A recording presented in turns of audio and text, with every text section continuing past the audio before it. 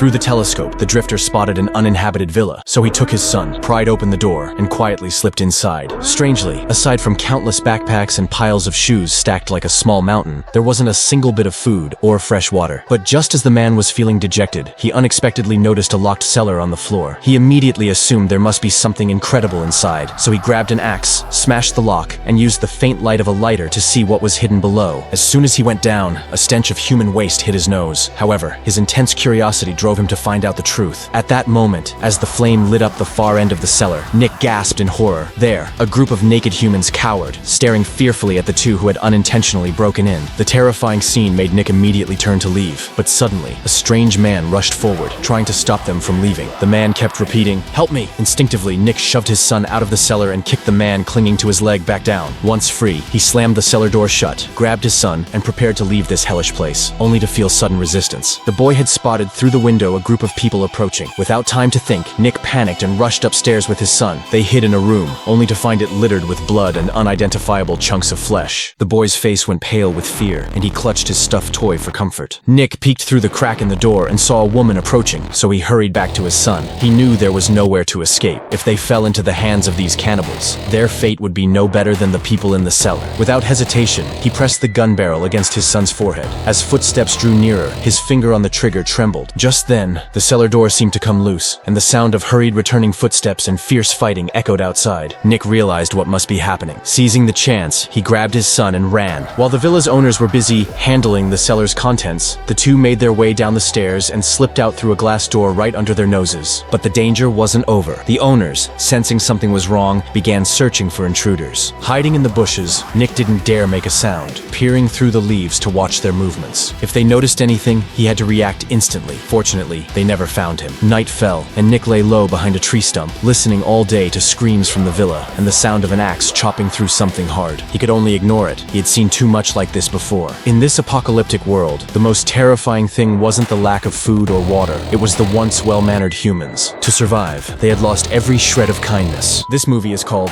The Road.